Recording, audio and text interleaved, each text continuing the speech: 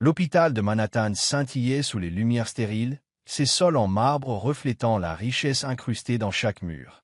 Au dehors, la ville rugissait de vie, mais à l'intérieur, le temps semblait ralentir. Graham Wexler, 42 ans, se tenait près de la fenêtre d'une chambre privée, son costume sur mesure toujours parfaitement pressé malgré l'heure tardive. Sa mâchoire était crispée, ses yeux gris fixés sur la silhouette des gratte-ciel de la ville, cette même ligne d'horizon qu'il avait contribué à façonner en tant que PDG de Wexler Tech. Mais ce soir, rien de tout cela n'avait d'importance. Derrière lui, sur un petit lit entouré de moniteurs, reposait sa fille, Lily, 10 ans, ses cheveux bruns bouclés s'étalant sur l'oreiller. Elle paraissait plus petite que jamais. Ses jambes, dissimulées sous une fine couverture, n'avaient pas bougé depuis des mois, pas depuis l'accident. Une voiture accidentée lors d'un voyage auquel Graham n'avait pas participé. Il était à Singapour pour conclure un contrat majeur quand le téléphone avait sonné. « Monsieur Wexler, c'est votre fille. Elle est vivante, mais pas indemne. » Les meilleurs médecins du pays, 14 d'entre eux, venus de Boston, de Londres, de Tokyo, avaient tous dit la même chose. Les lésions de la colonne vertébrale sont permanentes. Elle ne remarchera jamais. Graham avait jeté de l'argent sur le problème, des millions, comme si l'argent pouvait réécrire le destin. Mais il ne le pouvait pas. Il arracha son regard de la fenêtre, le claquement de ses chaussures vernies résonnant sur le sol. Lily était réveillée, fixant le plafond, ses petites mains serrant un lapin en peluche. Elle avait peu parlé depuis l'accident, et quand elle le faisait, ses mots portaient un poids qui le transperçait. « Papa, pourquoi n'es-tu pas venu ?» avait-elle demandé un jour, sa voix à peine un murmure. Il n'avait pas répondu. Que pouvait-il dire? Qu'il avait choisi une salle de réunion plutôt qu'elle? « Lily, dit-il doucement, as-tu besoin de quelque chose ?» Elle ne le regarda pas. Non. Il déglutit difficilement, la gorge serrée. Il voulait s'asseoir à côté d'elle, lui tenir la main, mais la distance entre eux semblait un gouffre. Il avait bâti un empire, mais ne parvenait même pas à atteindre sa propre fille. La porte s'ouvrit et une infirmière entra, vérifiant les moniteurs avec une aisance professionnelle. « Elle est stable, monsieur Wexler. Vous devriez vous reposer. » Se reposer. Il n'avait pas bien dormi depuis des semaines. « Je reste, dit-il fermement. L'infirmière hocha la tête et partit sans bruit, la porte se refermant avec un léger déclic. Graham s'enfonça dans le fauteuil en cuir près du lit, desserrant sa cravate. La pièce était silencieuse, à l'exception du faible bourdonnement des machines. Il ferma les yeux, mais la culpabilité le rongeait. S'il avait été là, s'il l'avait conduite lui-même, s'il ne l'avait pas laissée avec la nounou. Et si seulement, était plus acéré que n'importe quel marché raté. Un son léger interrompit ses pensées, le frottement régulier d'une serpillière sur le carrelage. Il ouvrit les yeux. Dans le couloir, à travers la porte vitrée, une jeune femme passait la serpillière. Elle se déplaçait silencieusement, avec application, ses cheveux noirs attachés, son uniforme bleu marine simple mais propre. Elle semblait avoir la fin de la vingtaine, son visage calme mais empreint de détermination. Graham la remarqua à peine au début. Les agents d'entretien étaient généralement invisibles dans des endroits comme celui-ci. Mais quelque chose le fit se retourner. Peut-être était-ce la façon dont elle s'arrêta, jetant un coup d'œil vers la porte comme si elle pouvait voir à travers. Il secoua la tête, chassant cette pensée. Juste une employée, faisant son travail. Il se pencha en arrière, se frottant les tempes, quand son ombre passa de nouveau devant la vitre. Elle était plus proche maintenant, essuyant le cadre de la porte. Ses mouvements étaient étrangement précis, ses mains stables, presque intentionnelles. Puis elle s'arrêta. Son regard croisa le sien à travers la vitre, et pendant un instant, Graham sentit une secousse. Comme si elle ne voyait pas seulement lui, mais tout ce qu'il portait. La douleur, l'échec, le fardeau de tout avoir et pourtant de n'avoir rien du tout. Elle entra, laissant la serpillière dans le couloir. Graham se redressa, le front plissé. « Puis-je vous aider ?» Sa voix était tranchante, la même qu'il utilisait pour faire taire les salles de conseil. Elle ne tressaillit pas. Son regard resta stable, sa voix légère mais claire, avec un léger accent qu'il ne put identifier. « Monsieur, dit-elle, je peux aider votre fille à remarcher. » Les mots restèrent suspendus dans l'air. « Impossible. Absurde. » Graham la dévisagea, l'esprit en ébullition. Une agente d'entretien dans un hôpital rempli des meilleurs médecins du monde, osant faire une promesse que personne d'autre n'avait faite. Il ouvrit la bouche, prêt à appeler la sécurité, à la congédier. Mais quelque chose le retint.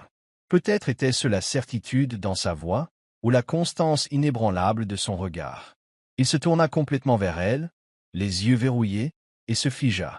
Vous regardez Soul Stories, où chaque récit murmure l'amour, la guérison et l'espoir. Si vous croyez que même le plus petit acte de gentillesse peut changer une vie, et que l'amour arrive souvent quand on s'y attend le moins, n'oubliez pas de vous abonner et de faire partie de notre voyage. Maintenant, restez avec nous. L'histoire ne fait que commencer.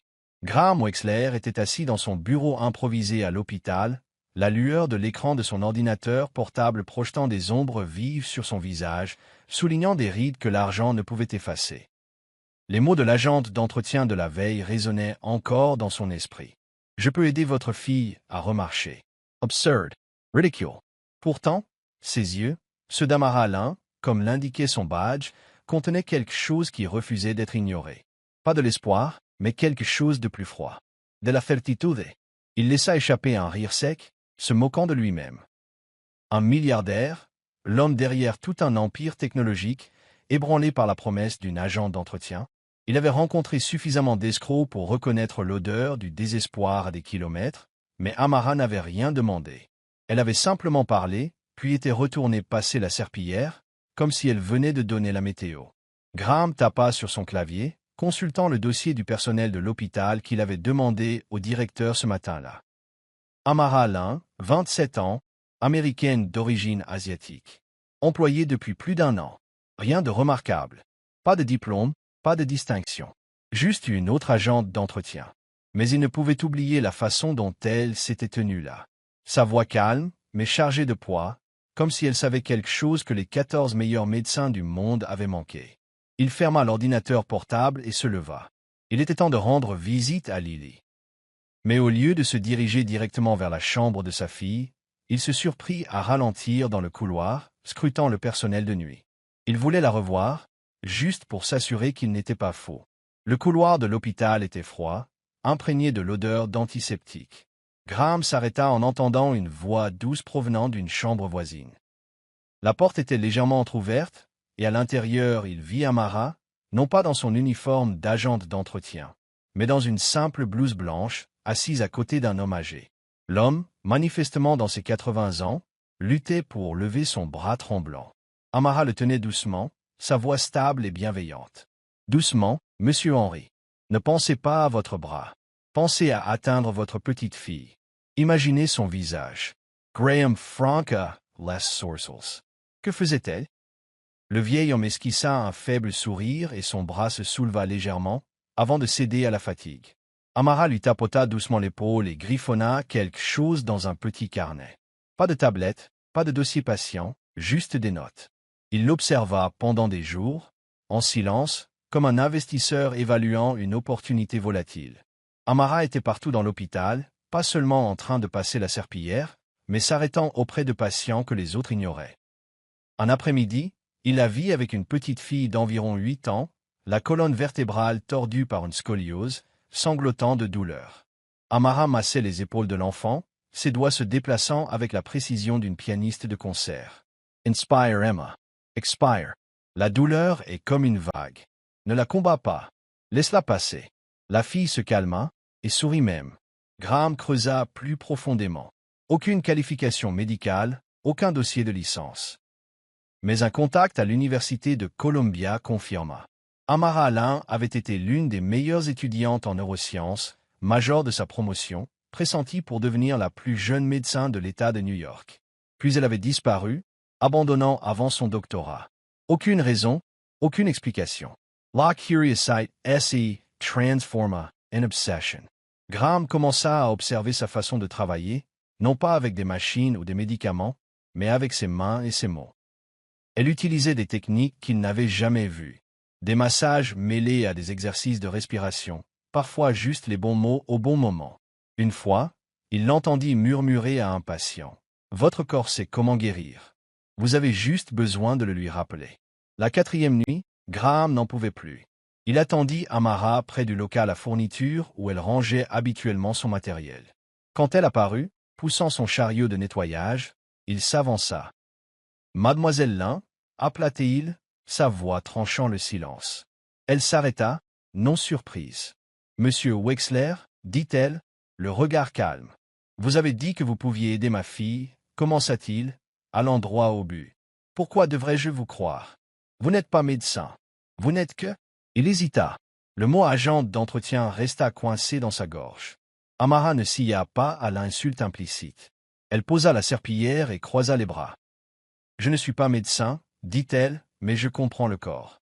Je l'ai étudié, j'ai vécu avec, et je vois des choses que les médecins ignorent. Votre fille n'a pas perdu sa chance. Personne n'y a simplement encore cru. » Graham la fixa. Ces mots étaient simples, mais portaient le poids de quelqu'un qui avait goûté à l'échec et refusé de baisser les bras. Il voulait la congédier, se moquer de son arrogance, mais il ne le pouvait pas.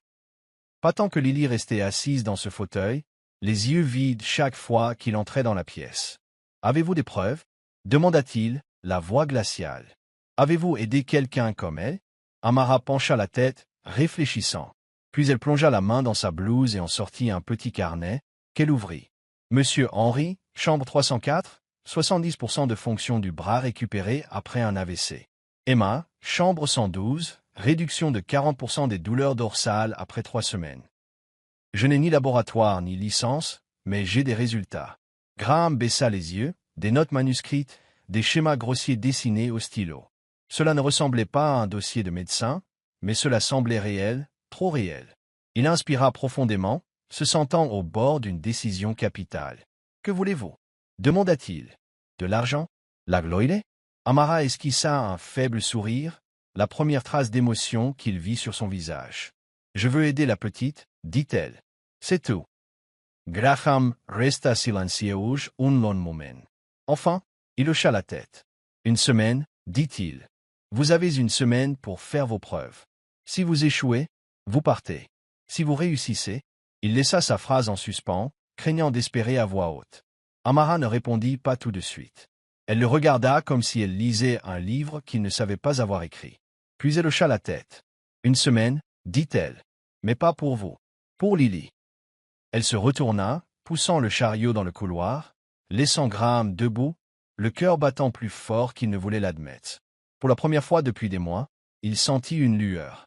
Pas de l'espoir, mais une possibilité. Une possibilité fragile, mais suffisante pour le renvoyer vers la chambre de Lily d'un pas plus léger. La salle de kinésithérapie du 5e étage de l'hôpital était spacieuse mais froide, ses murs blancs et ses grandes fenêtres donnant sur les immenses gratte-ciel de Manhattan. Un lit de traitement se trouvait au centre de la pièce, entouré d'équipements d'assistance, de barres parallèles, de harnais et d'un panneau de contrôle avec des boutons que Graham n'avait pas pris la peine de comprendre. Lily était assise dans son fauteuil roulant, ses grands yeux bruns baissés, son lapin en peluche posé sur ses genoux.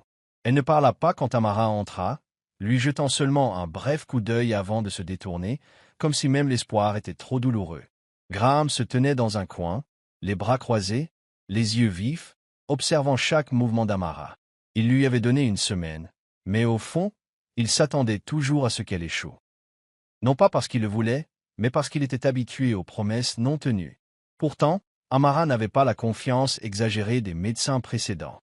Elle portait un simple t-shirt gris, un jean simple, les cheveux attachés haut, et transportait un petit sac en tissu au lieu d'un presse-papier ou d'une tablette.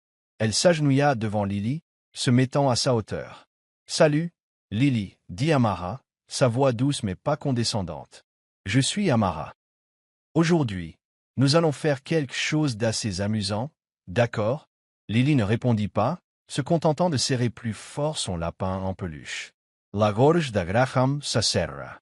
Elle était autrefois un tourbillon, courant, riant, remplissant la maison de vie. Maintenant, elle n'était plus qu'une ombre et il ne savait pas comment la ramener. Amara n'insista pas.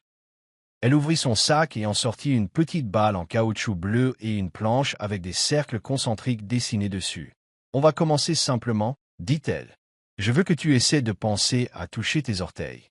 Tu n'as pas besoin de les bouger. Pense Y, c'est tout. Peux-tu essayer ?» Lily fronça les sourcils, sa voix à peine un murmure. « Je ne peux pas.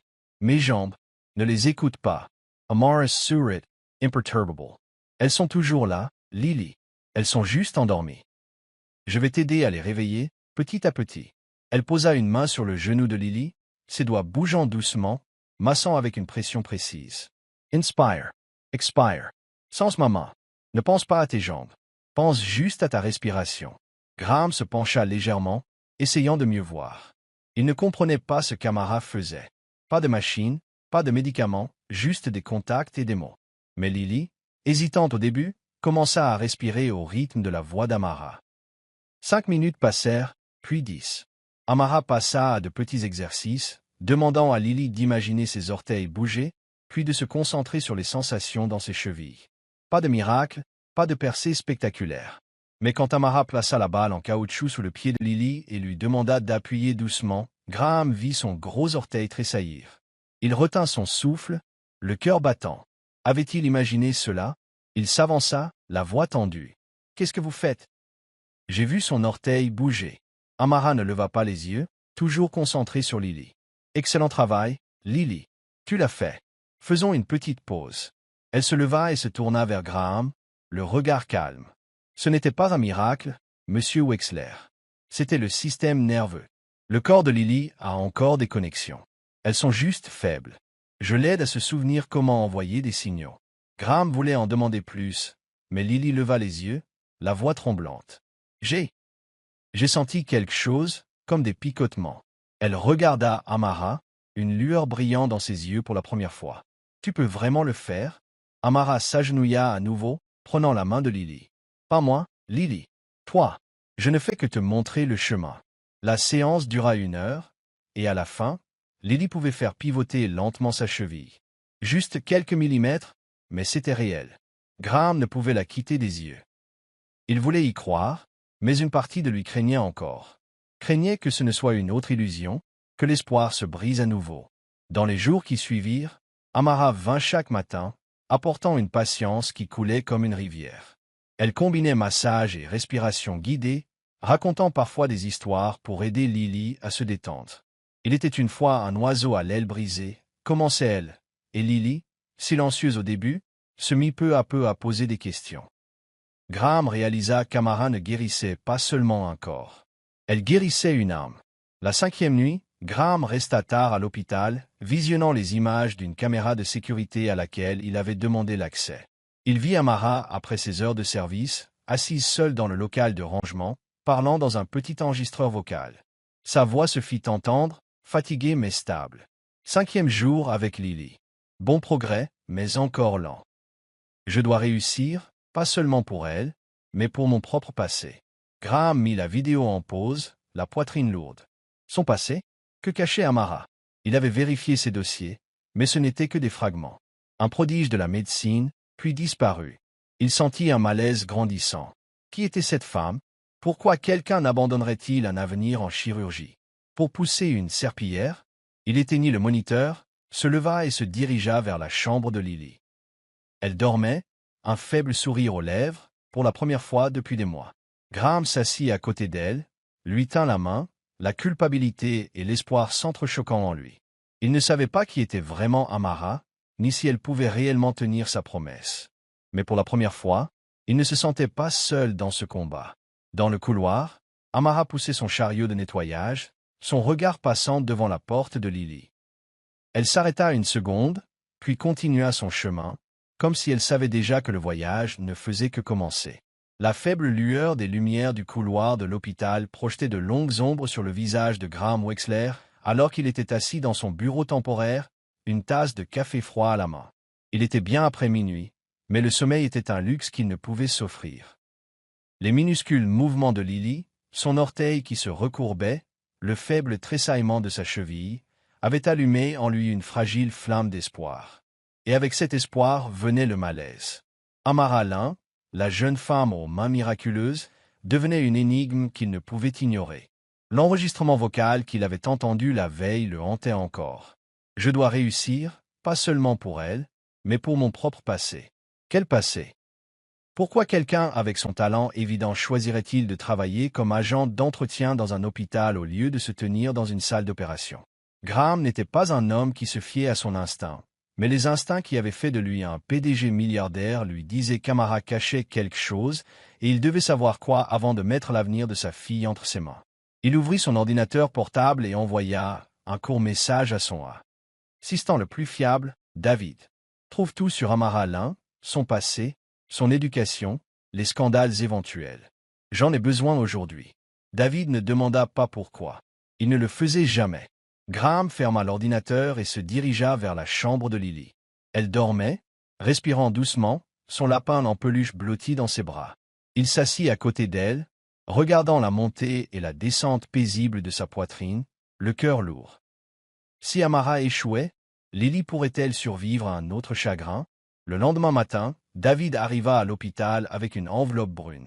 Graham le conduisit dans une petite salle de réunion et ferma la porte. « Parle » ordonna-t-il, la voix basse mais tranchante.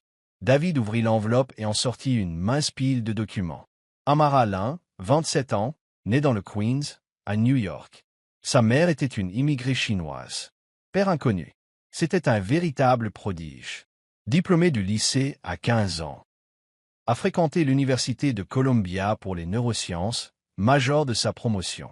Invité à rejoindre un programme de recherche doctorale à 22 ans. On s'attendait à ce qu'elle devienne la plus jeune médecin diplômée de New York. Il fit une pause, faisant glisser une feuille sur la table. Puis tout s'est effondré. Graham fronça les sourcils et la ramassa. C'était une vieille coupure de presse d'un journal local. Le titre, brutal et froid. Étudiante en médecine impliquée dans le décès d'un patient. Il parcourut l'article, le cœur battant. 5 ans plus tôt, Amara avait assisté à une opération de la colonne vertébrale à l'hôpital Saint-Lucas lorsqu'un patient de 17 ans était décédé. L'opération avait échoué, la famille avait intenté un procès, et les qualifications de stage d'Amara avaient été révoquées. Elle avait abandonné peu de temps après. Disparue du milieu médical. Le sang monta à la tête de Graham.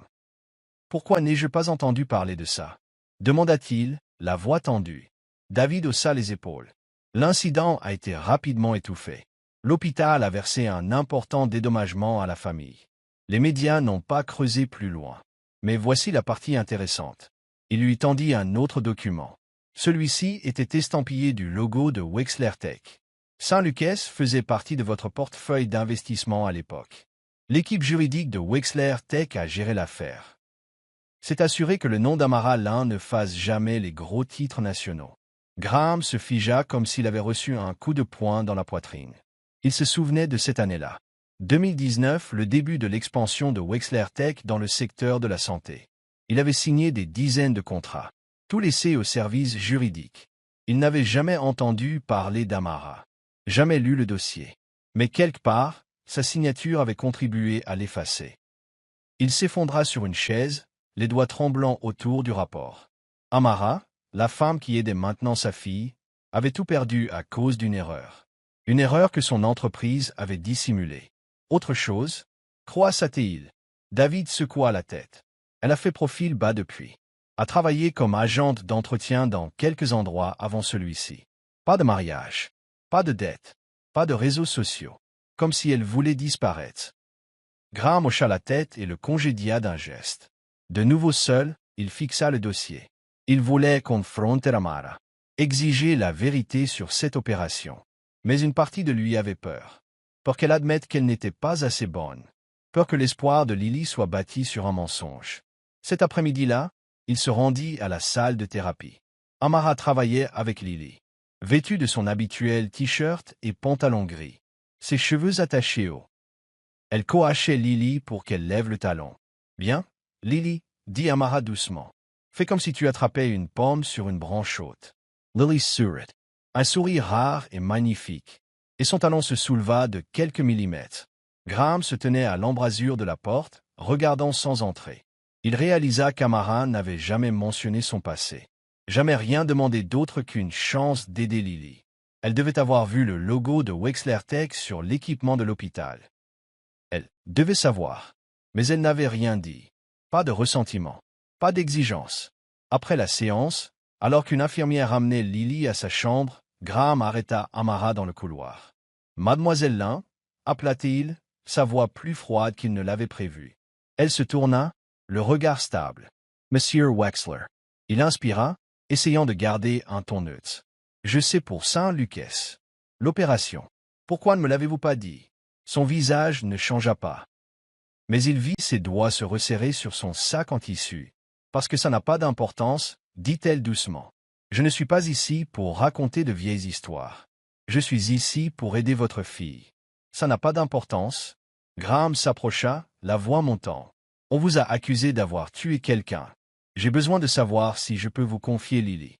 Amara le regarda dans les yeux, son regard plus acéré que jamais. Vous voulez la vérité? Je n'ai pas tué ce patient. J'étais juste le bouc émissaire le plus proche quand tout a mal tourné. Ils avaient besoin de quelqu'un à blâmer. Et j'étais le choix le plus facile. Elle fit une pause, puis ajouta, la voix basse mais ferme. Mais je ne suis pas ici pour laver mon nom. Je suis ici pour Lily. Si vous ne me faites pas confiance, renvoyez-moi. Mais ne lui enlevez pas son espoir. Graham ne dit rien. Ces mots le frappèrent de plein fouet. Parce qu'il savait qu'elle n'avait pas tort. Il voulait lui faire confiance. Mais la peur de l'échec et la culpabilité de ce qu'il aurait pu faire à sa vie le retenaient. Amara se tourna pour partir. Mais avant de s'éloigner, elle dit calmement, « Je n'ai pas besoin que vous connaissiez mon nom, Monsieur Wexler. J'ai juste besoin que vous me laissiez faire mon travail. » Elle s'éloigna, laissant Graham debout, serrant un dossier invisible dans son esprit. Il la regarda disparaître au bout du couloir, ayant l'impression d'avoir touché une vérité plus profonde que tout ce qu'il avait découvert. Et pour la première fois, il se demanda, Amara ne sauvait-elle pas seulement Lily, mais le sauvait-elle aussi, lui? Les pas de Graham Wexler résonnaient vivement contre le sol en marbre de l'hôpital, chaque pas étant un coup à sa poitrine. Il venait de quitter une réunion avec le conseil d'administration de l'hôpital, où il avait reçu le coup de grâce. Amara Lane était suspendue, avec effet immédiat. La raison? Une plainte officielle déposée par le docteur Paul Carvey, l'accusant de traitement non autorisé et de mise en danger de la sécurité des patients. Les poings de Graham se serrèrent, la fureur pulsant en lui. Il connaissait Carvey, un homme arrogant à qui il avait refusé des fonds de recherche 2 ans plus tôt. Ce n'était pas une question de médecine. C'était une vengeance. Quelques heures plus tôt seulement, Graham avait été témoin de quelque chose de miraculeux. Lily s'était levée, pour la première fois. Elle n'avait pas marché, mais elle s'était tenue debout, agrippant les barres parallèles, la sueur perlant sur son front. Amara, dans son t-shirt et son pantalon gris habituel, était agenouillée à côté d'elle, stable et calme. « Lily, tu l'as fait » dit-elle. « Regarde-moi. Tu es plus forte que tu ne le penses. » Lily avait souri, d'un sourire éclatant et radieux, un sourire que Graham n'avait pas vu depuis avant l'accident. Il s'était détourné, cachant des larmes qu'il ne savait pas avoir encore. Pour la première fois depuis des mois, il avait ressenti quelque chose qu'il pensait avoir perdu. L'espoir. Maintenant, cet espoir était en train d'être anéanti. Graham entra en trombe dans la salle de thérapie, où Amara emballait tranquillement ses affaires. Son sac en tissu était posé sur la table, quelques balles de thérapie et son carnet usé soigneusement empilé. Elle ne leva pas les yeux quand il entra, mais ses épaules se tendirent, comme si elle savait déjà ce qui allait arriver. « Mademoiselle Lynn, râla-t-il, qu'est-ce qui se passe ?» Amara s'arrêta, puis se tourna pour lui faire face. Ses yeux étaient calmes, mais il vit une petite fissure dans son calme habituel. « Vous avez entendu, n'est-ce pas ?» dit-elle doucement. Pas comme une question. « Il me retire. Je n'ai plus le droit d'approcher Lily. » Graham s'approcha d'un pas, la voix s'élevant. « Je vais leur parler. C'est mon hôpital. Mon argent.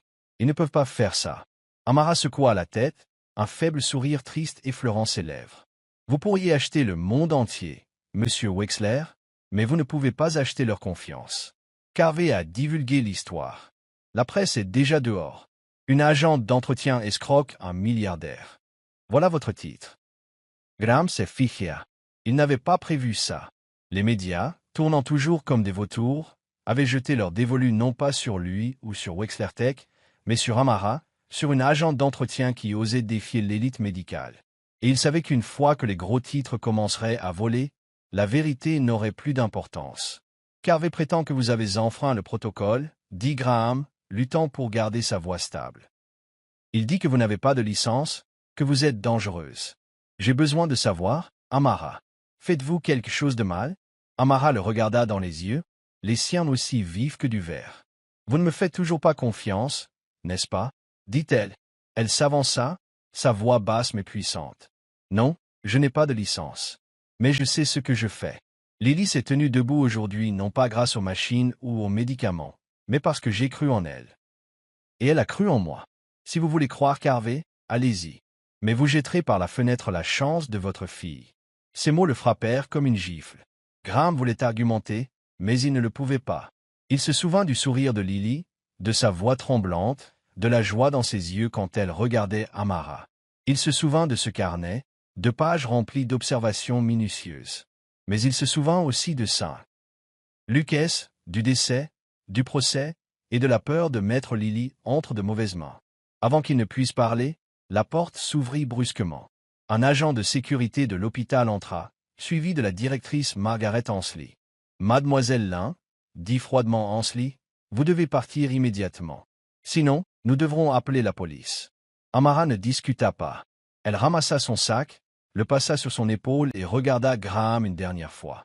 « Dites à Lily que je suis désolée, » murmura-t-elle, et qu'elle est plus forte que quiconque ne le pense. Elle sortit, la tête haute, même si Graham remarqua le subtil tremblement de ses épaules. Il se tourna vers Ansley, la rage montant en lui. « Vous faites une erreur, Margaret. C'est la seule qui ait aidé ma fille. » Ansley croisa les bras. « C'est une agente d'entretien, Graham, pas un médecin. Quel droit a-t-elle ici? Nous ne pouvons pas permettre à une personne non licenciée de soigner des patients, surtout votre fille. » Graham voulait crier, frapper du poing sur la table, mais il savait qu'elle avait techniquement raison. Il avait fermé les yeux à cause des résultats. Mais maintenant, les règles se retournaient contre lui. Il se précipita dans le couloir, mais Amara était partie. Il dévala les escaliers et sortit par l'entrée principale, où un essaim de journalistes bourdonnait comme des frelons. Les flashs des appareils photo crépitaient, les microphones se tendaient vers son visage. « Monsieur Wexler, est-il vrai que vous avez engagé une agente d'entretien pour soigner votre fille? Est-ce une fraudeuse ou une faiseuse de miracles? » Graham les ignora, se frayant un chemin à travers la foule. Mais Amara était introuvable. Il se tint dans la rue, le souffle court, submergé par une impuissance qu'il n'avait pas ressentie depuis des années. Quand il retourna dans la chambre de Lily, elle était dans son fauteuil roulant, regardant par la fenêtre. Une infirmière lui dit qu'Amara était venue lui dire au revoir, mais n'avait pas dit pourquoi. Lily se tourna vers lui, les yeux rouges. « Où est mademoiselle Amara ?» demanda-t-elle, la voix tremblante. « Elle a dit que je suis la fille la plus courageuse qu'elle ait jamais rencontrée. C'est ma bonne fée. » Graham s'agenouilla à côté d'elle, lui prit la main, mais n'eut aucun mot. Sa poitrine lui faisait mal d'une douleur aiguë et inconnue. Il avait laissé partir Amara, non pas parce qu'il le voulait, mais parce qu'il avait hésité, parce qu'il avait laissé le doute l'emporter. Il serra Lily dans ses bras, sentant ses larmes imprégner sa chemise. « Je la retrouverai, » murmura-t-il, bien qu'il ne fût pas sûr de pouvoir le faire. « Je le promets. » Et dans le silence de la chambre d'hôpital, Graham réalisa qu'il avait perdu quelque chose. Pas seulement Amara, mais la conviction qu'il pouvait tout arranger. Pour la première fois, il comprit. Il y a des choses que l'argent ne peut pas acheter, comme la foi, comme la rédemption, comme une seconde chance.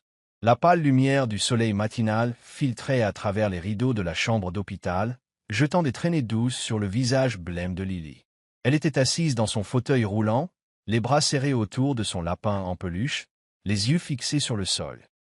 Depuis le départ d'Amara il y a 3 jours, elle n'avait presque pas parlé.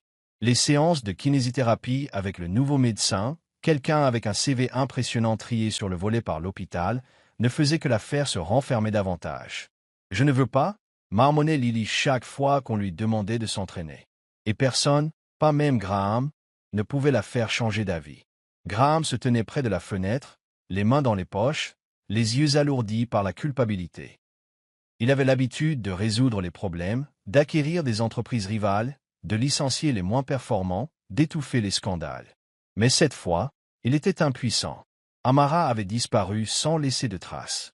Il avait contacté tout le monde à l'hôpital, même engagé un détective privé. Mais c'était comme si elle s'était volatilisée de Manhattan. Chaque fois qu'il regardait Lily, il sentait le couteau s'enfoncer plus profondément.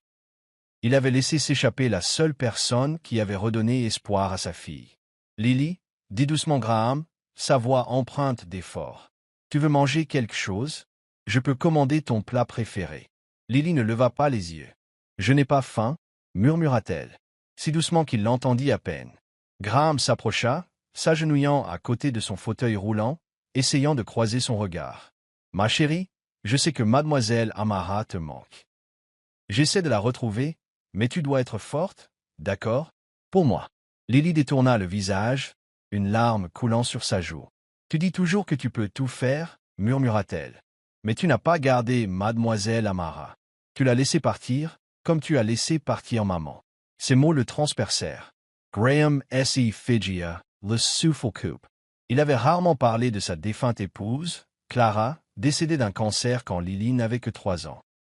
Il pensait avoir caché ce chagrin derrière des salles de conseil, des fusions et des réunions.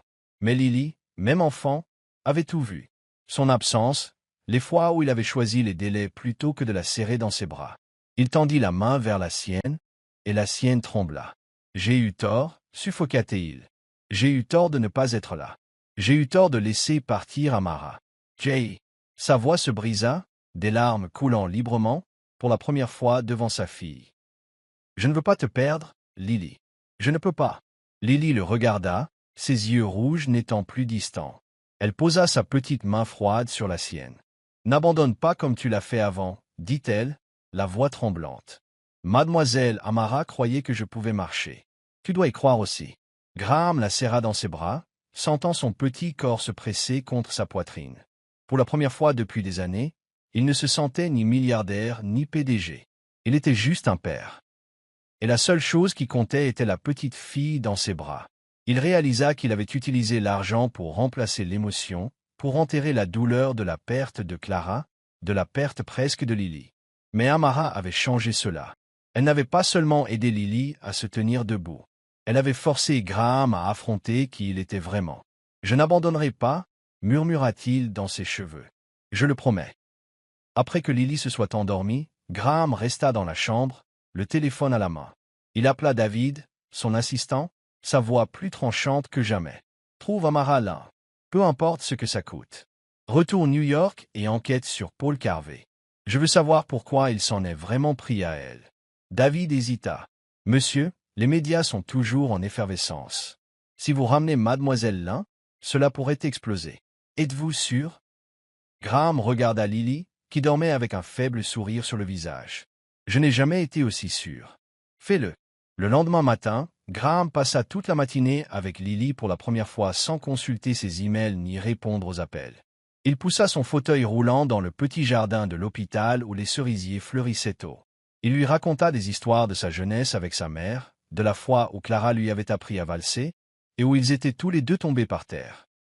Lily rit, le son comme des carillons éoliens remuant quelque chose de longtemps oublié dans son cœur. « Je veux essayer de me relever, » dit soudain Lily, alors qu'il s'arrêtait près d'un banc, comme mademoiselle Amara me l'a montré. Graham hésita, craignant de la voir se blesser. Mais la détermination dans les yeux de Lily le fit hocher la tête. Il l'aida à se lever, stabilisant ses mains, la guidant comme il se souvenait qu'Amara l'avait fait. « Inspire, Lily. Fais comme si tu étais sur la plage, les vagues touchant tes pieds. » Lily agrippa ses mains, le visage tendu de concentration.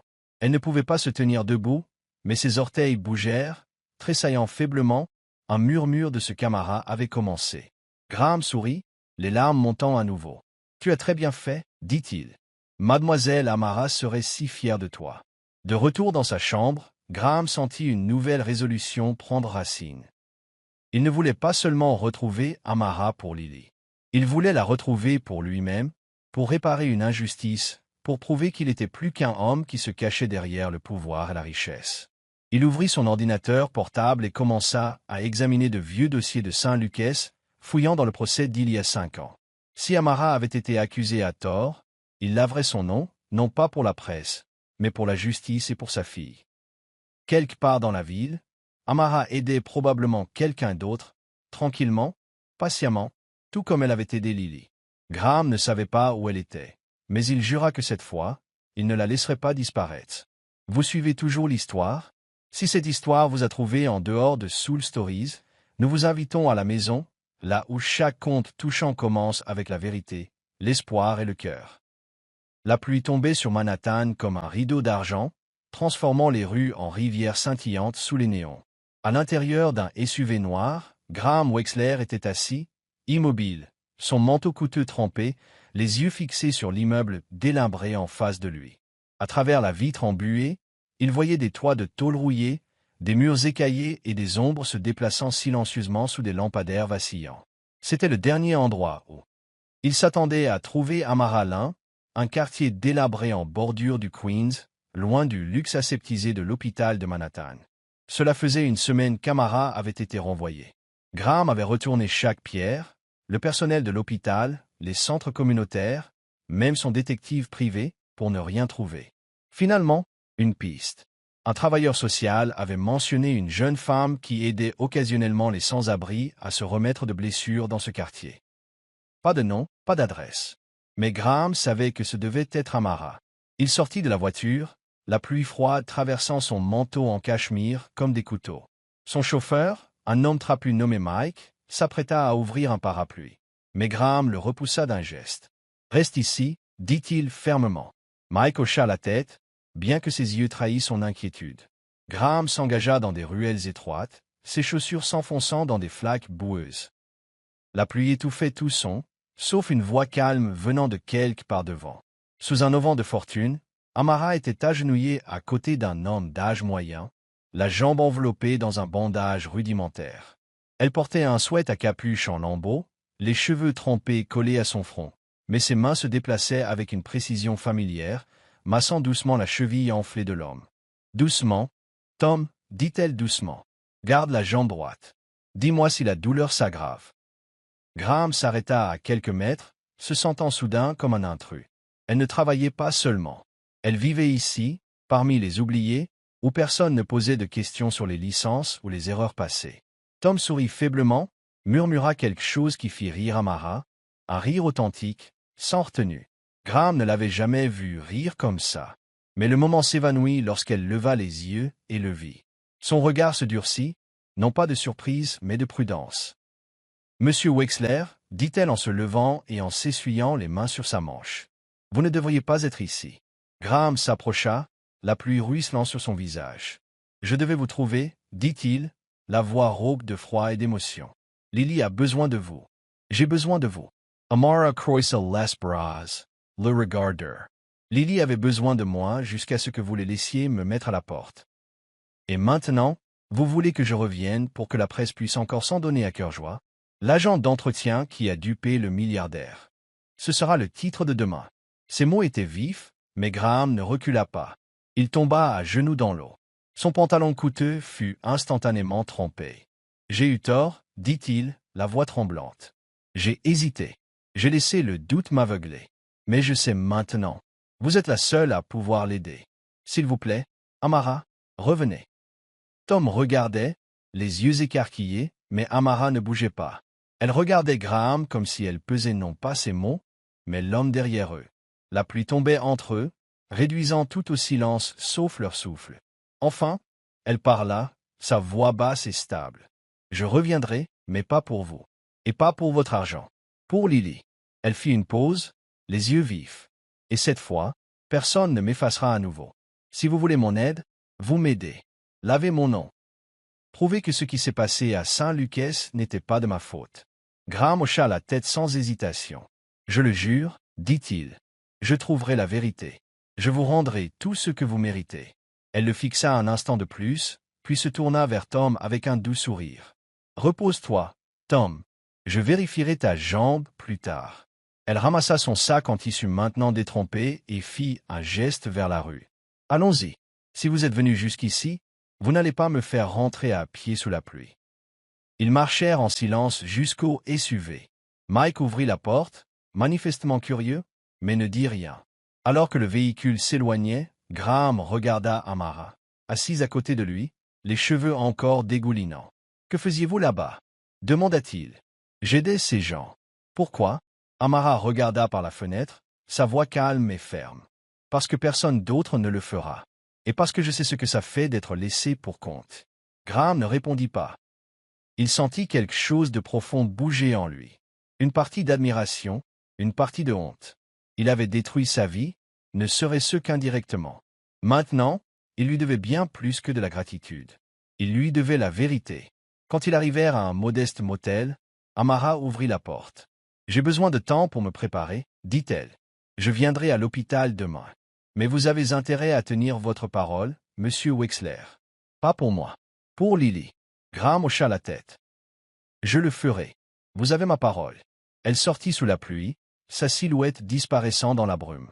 Graham resta assis en silence, ayant l'impression d'avoir franchi un seuil qu'il ne pourrait jamais défaire. Il sortit son téléphone et appela David. « Déterre tout sur l'affaire Saint-Lucas, ordonna-t-il. Chaque email, chaque mémo interne, et prépare l'équipe juridique. Nous rouvrons cette affaire. » Il raccroqua, regardant la pluie et laver les pare-brise. Pour la première fois, il ne se battait pas seulement pour sa fille. Il se battait pour une femme qui lui rappelait que l'espoir ne s'achète pas. Il se méritait. Les flashs des appareils photo explosaient comme des feux d'artifice dans la salle de presse de l'hôpital général de Manhattan, transformant l'espace en une mer de lumière aveuglante. Graham Wexler se tenait derrière le pupitre, son costume gris anthracite parfaitement taillé, son expression aussi acérée que l'acier, comme un homme sur le point d'entrer dans la bataille finale de sa vie.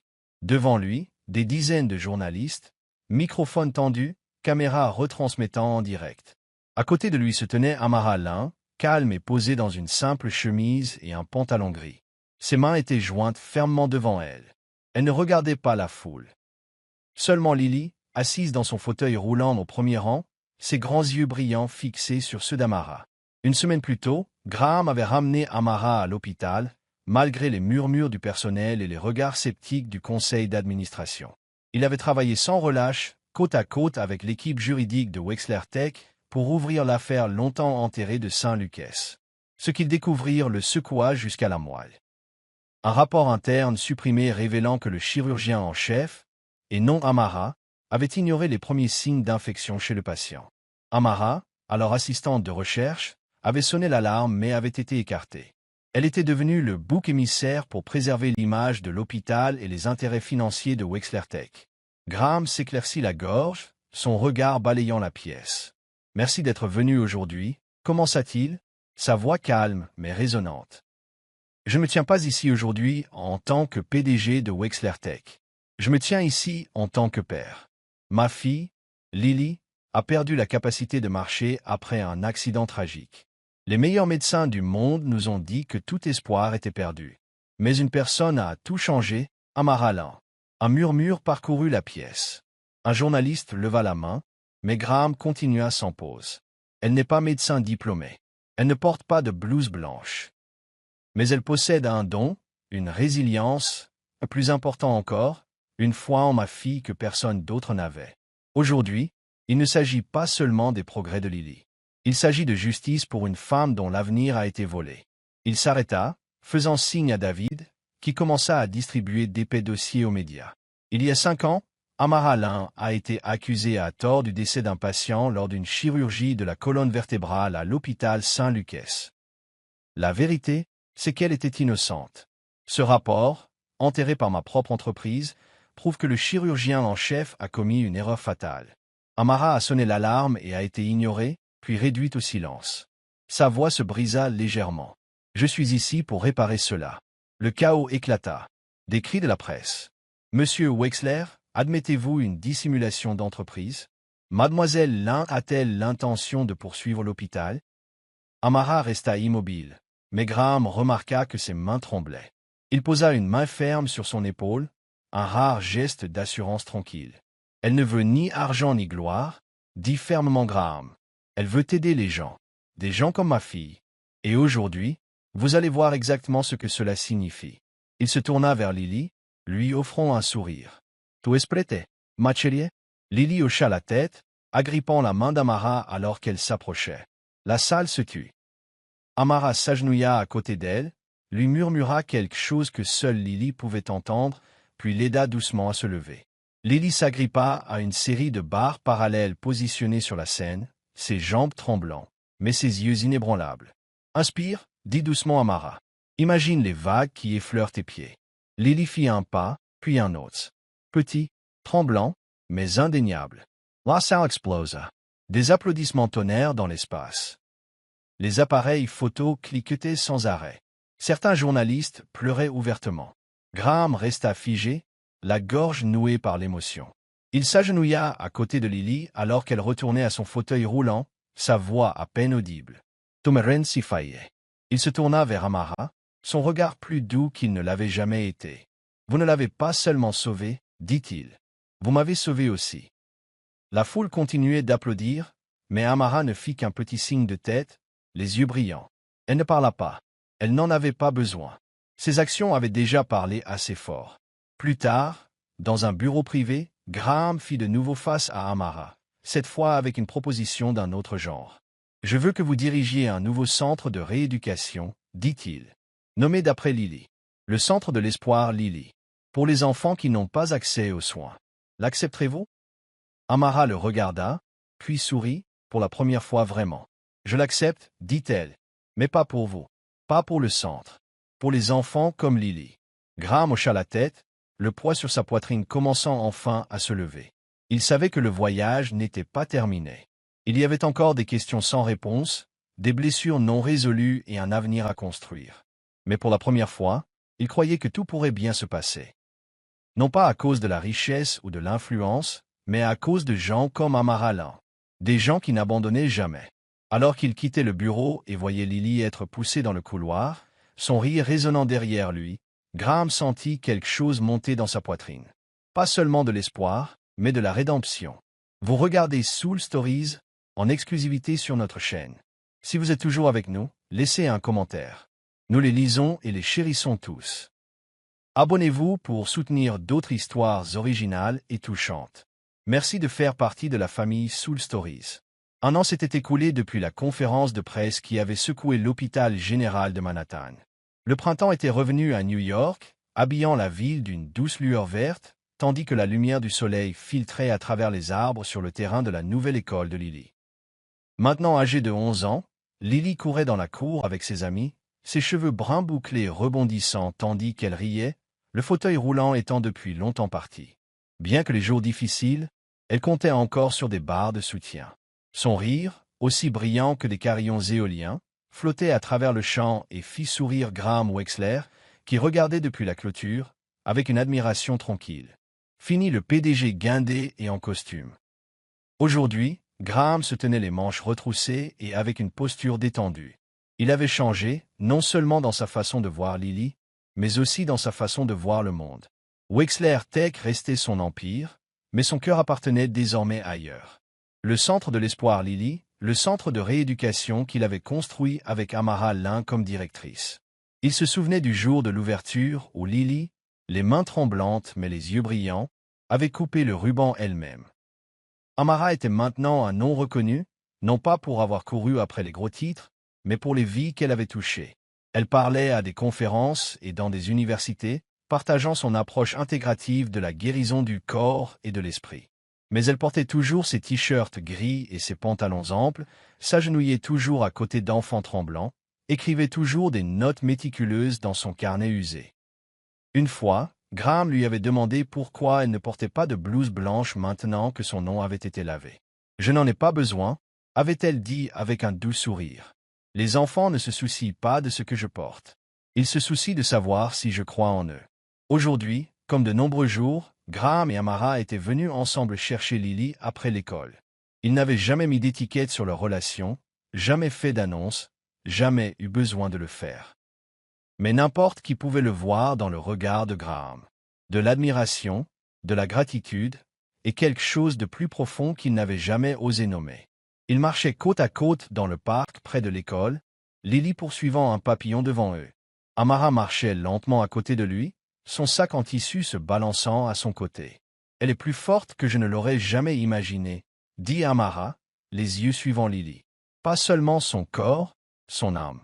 Elle guérit. » Graham hocha la tête, la voix rauque. « Grâce à vous. Pas seulement Lily. Moi aussi. » Il fit une pause, cherchant ses mots. « Je pensais que je n'avais besoin de personne. Que l'argent pouvait tout résoudre. Vous m'avez prouvé le contraire. » Amara se tourna vers lui, son regard à la fois chaleureux et acéré. « Vous n'aviez pas entièrement tort, dit-elle. Votre argent a construit le centre. Il a aidé des dizaines d'enfants. mais vous avez choisi de l'utiliser à bon escient. C'est ce qui compte. Ils s'assirent sur un banc en bois, regardant Lily tournoyer au soleil. Graham inspira profondément, comme s'il se préparait à une négociation à enjeux élevés. « Amara, dit-il, la voix basse. J'ai fait beaucoup d'erreurs dans ma vie. Saint Luke's. Je ne vous connaissais pas à l'époque, mais j'en faisais partie. J'ai signé les papiers. J'ai permis le mensonge. Pouvez-vous pardonner à l'homme qui a contribué à détruire votre avenir? » Amara restait silencieuse. Une brise remua l'odeur des cerisiers en fleurs dans l'air. Finalement, elle le regarda, les yeux stables. « Vous n'avez pas détruit mon avenir, Graham, dit-elle. Vous m'avez donné la raison de le reconstruire. Sans Saint Lucas, je ne serais pas ici. Je n'aurais pas rencontré Lily. Je n'aurais pas recommencé. Je ne vous pardonne pas, parce que je ne vous ai jamais blâmé. » Ces mots étaient comme une lumière perçant les nuages d'orage. Graham prit sa main pour la première fois, sentant la chaleur dans ses doigts de guérisseuse. « Vous êtes la personne la plus forte que j'ai jamais rencontrée, » murmura-t-il. « Et je ne veux plus faire ça seul. Le centre, la vie, tout ça. Qu'en pensez-vous » Le sourire d'Amara était à la fois enjoué et sincère. « Je pense que vous devez travailler votre discours romantique, le taquinat-elle, le faisant rire. Mais je serai là, Graham. Pour Lily, pour le centre, et peut-être pour vous. » Lily revint en bondissant, attrapant leurs deux mains. « Papa, Mademoiselle Amara, allons chercher une glace, » cria-t-elle, les tirant vers le camion à proximité. Graham et Amara se levèrent, leurs mains toujours doucement liées, ne voulant pas lâcher quelque chose de si fragile, si précieux. Alors que le soleil commençait à baisser, peignant le ciel de nuances d'or et de feu, Graham ressentit une paix qu'il n'avait jamais connue. Il regarda Lily, puis Amara, et comprit que ce n'était pas la fin. C'était un commencement, une famille, une mission, et un homme qui était enfin rentré à la maison, dans son cœur. L'inauguration du Centre de l'Espoir Lily se déroula sous un ciel bleu impeccable de Manhattan, la lumière du soleil se déversant à travers les arbres de Central Park. Le centre lui-même, un bâtiment élégant aux parois de verre, entouré d'un jardin de guérison luxuriant, était la concrétisation d'un rêve partagé entre Graham Wexler et Amara Lin. Des centaines de personnes s'étaient rassemblées, d'anciens patients, des familles, des professionnels de la santé et les enfants dont Amara avait aidé à transformer la vie. Des rires et une musique douce flottaient dans l'air, se mêlant à l'odeur des fleurs fraîches et des pâtisseries du buffet voisin. Lily, désormais confiante et radieuse, se tenait sur une petite scène installée au milieu des parterres de fleurs. Elle portait une robe blanche, ses boucles brunes caractéristiques attachées en un ruban, serrant un petit morceau de papier dans sa main. Graham et Amara se tenaient derrière elle, proches mais sans se toucher, leurs yeux remplis d'une fierté calme et profonde. Graham, dans une chemise blanche impeccable et un blazer gris clair, ressemblait à un homme renaissant. Amara, fidèle à elle-même, portait son t-shirt et son pantalon gris habituel, les doigts étroitement entrelacés pour maîtriser ses émotions. Lily prit une profonde inspiration. Sa voix, bien que tremblante, résonna clairement dans le microphone. « Je pensais que je ne remarcherais jamais, » commença-t-elle. La foule s'est haute. J'avais peur. Je pensais que tout était fini. Mais ensuite, Mademoiselle Amara est arrivée. Elle ne m'a pas seulement appris à marcher. Elle m'a appris à croire en moi. Et mon père? Elle se tourna vers Graham, les yeux pétillants. Il y a cru quand personne d'autre ne le faisait. Lui et Mademoiselle Amara m'ont donné quelque chose de plus que la guérison. Ils m'ont donné une famille. La foule éclata en applaudissements. Certains essuyèrent des larmes, d'autres se levèrent dans une ovation debout. La gorge de Graham s'asserra. Il s'avança et serra Lily dans ses bras, lui murmurant « Tu es ma plus grande fierté ». Elle s'agrippa à lui, puis tendit la main vers Amara, l'attirant dans l'étreinte. Et pendant un instant, les trois se tinrent là, disant tout sans un mot. Après que Lily eut quitté la scène pour rejoindre ses amis, Graham conduisit Amara dans un coin tranquille du jardin, sous des cerisiers en fleurs. L'odeur des fleurs emplissait l'air, et la musique s'estompa en un bourdonnement lointain. Graham s'arrêta, se tourna vers Amara et la regarda avec une douceur qui semblait nouvelle et profondément certaine. « Amara, commença-t-il, la voix basse. J'étais un homme seul. J'avais la richesse, le pouvoir, mais personne de vraiment à mes côtés. Je pensais que je n'avais besoin de personne jusqu'à ce que vous et Lily arriviez. Il fit une pause, reprenant son souffle comme pour rassembler son courage. Vous n'avez pas seulement guéri Lily. Vous avez guéri mon cœur. Et je ne veux plus vivre un seul jour sans vous. Amara leva les yeux, ses yeux brillants, surprise, submergée. Elle ouvrit la bouche, mais Graham leva une main pour l'arrêter. Il sortit une petite boîte de sa poche et l'ouvrit pour révéler une simple bague en argent. Gravée sur sa surface se trouvait l'empreinte délicate de la main de Lily, un symbole de tout ce qu'ils avaient traversé ensemble. « S'il vous plaît, Amara, dit-il, la voix mal assurée. Ne guérissez pas seulement mon cœur. Gardez-le. Pour toujours. » Dès là, RMES coulèrent sur les joues d'Amara, mais son sourire brillait plus que jamais.